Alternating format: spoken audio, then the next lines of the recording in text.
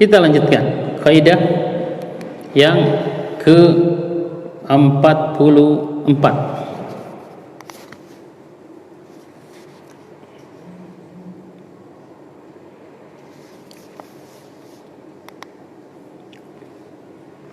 Kata Syekh, al-qaidatur rabi'atu wal arba'un. Kaidah ke-44. Idza ada ma 'alaihi wajaba lahu ma ju'ila 'alaihi. Jika sudah ditunaikan apa yang menjadi kewajiban atau tanggung jawab, maka berhak untuk mendapatkan imbalannya. Itu kaidahnya. Ini disebutkan dalam sebagian lafaz hadis. Kita baca penjelasan Syekh Abdul Rahman bin Nasir As-Sa'di rahimahullah. Kata beliau, wa hadza syamilun lil a'mali wal a'wad. Kaidah ini mencakup amalan, itu pekerjaan dan ganti apa ya, dan gaji. Fal ajiru alal amal, maka orang yang digaji, dibayar untuk melakukan satu pekerjaan. Wal muja'alu alaihi idza amila dzalikal amal, dan gaji yang disiapkan atasnya jika dia melakukan satu pekerjaan. Wa kammalahu, dan menyelesaikan yang sempurna pekerjaannya itu, istahaqqal ujrata al musamma maka dia berhak untuk mendapatkan gaji yang disepakati atau upah, wal ju'la al musamma, upah yang disepakati. Fa illam yaqum bima alaihi, jika yang digaji itu tidak menunaikan apa yang menjadi tanggung jawabnya, lam yastahiqqa fil ja'alati syai'an, dia tidak berhak untuk mendapatkan upah sedikit pun. Li'anna al-ja'alata aqdun jaizun wa qad ja'ala al-ju'la liman yukammil lahu hadzal amal. Karena akad upah itu akad yang boleh, kata Syekh, waqad ju'ila, upahnya itu dijadikan atau disiapkan untuk orang yang bisa menyelesaikan pekerjaan itu secara sempurna.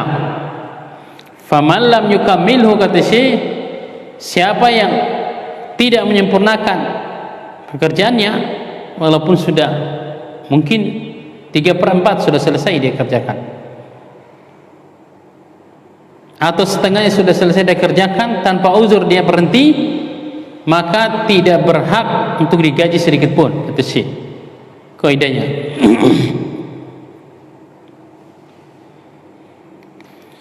Wa amal ijaratu,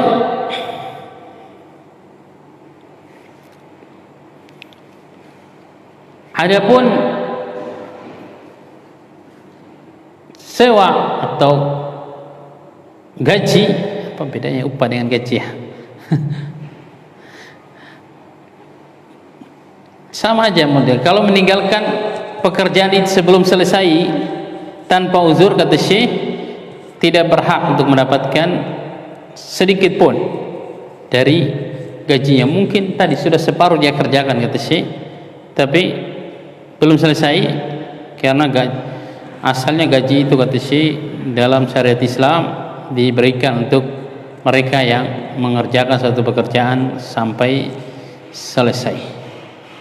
Fa in kana li udhrin, kalau dia meninggalkan pekerjaannya itu tidak bisa dia selesaikan karena ada uzur, wajaba minal ujrati biqadri ma amilahu, wajib diberikan gajinya sesuai dengan yang telah dia kerjakan. Demikian pula kalau dia law talifatil aidul al muajjara al muayyana, jika seorang itu merusak benda atau barang yang disewakan,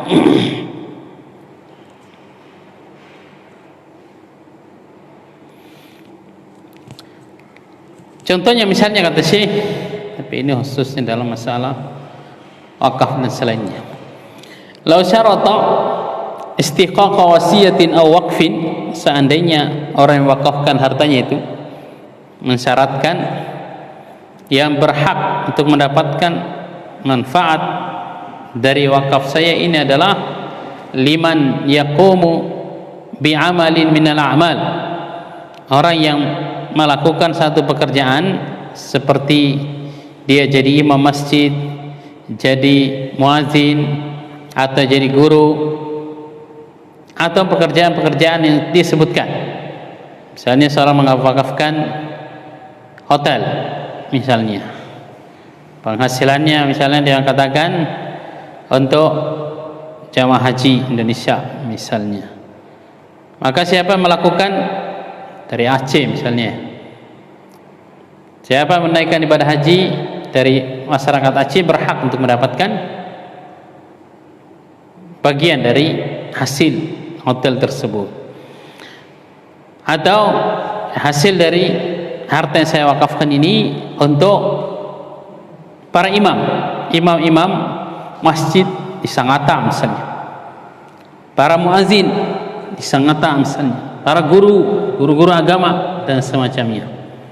Nah, famata amila dzalika, kapan seseorang itu melakukan apa yang disyaratkan itu, istahaqqa ma ju'ila lahu, dia berhak untuk mendapatkan itu. Kalau tidak, ya tidak.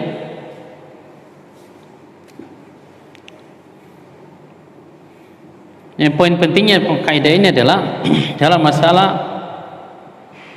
orang yang meninggalkan pekerjaannya yang sudah disepakati gaji sebelum selesai tanpa uzur, itu nggak usah digaji dan jangan merasa berdosa, karena itu kaidahnya kata para ulama.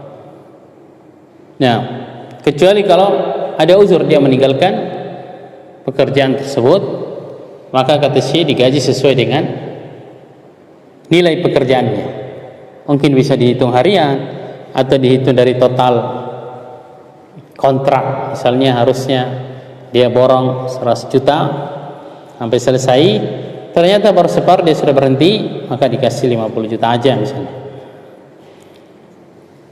Nah, tapi pada asalnya sebutkan oleh Syekh, kaidah konsekuensi dari kaidah yang kita bahas ini adalah seseorang itu akan mendapatkan imbalan, upah atau gaji dari apa yang telah dia kerjakan ketika dia sudah selesai atau menyelesaikan pekerjaan tersebut dengan sempurna.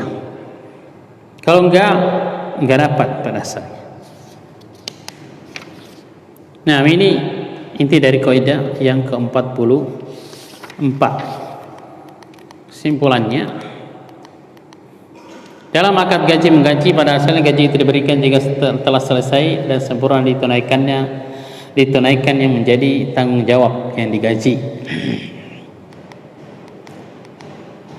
Di antara konsekuensi dalam gaji menggaji, jika tidak ditunaikan secara sempurna atau tidak selesai apa yang menjadi tanggung jawab, maka tidak berhak untuk mendapatkan gaji sama sekali. Di antara contoh beberapa kaidah di atas adalah jika wakafkan satu mensyaratkan amalan tertentu pada yang berhak mendapatkan harta atau manfaat dari wakafnya, maka siapapun yang mengamalkan atau terpenuhi syaratnya itu, dia berhak untuk mendapatkan manfaat dari harta wakaf tersebut. Kalau tidak, ya tidak dapat. Itu pembahasan kaidah yang ke-44. Jadi singkat-singkat ini pembahasan kaidahnya, nggak cukup 1 halaman biasanya dalam buku aslinya. Kita baca dengan cepat juga.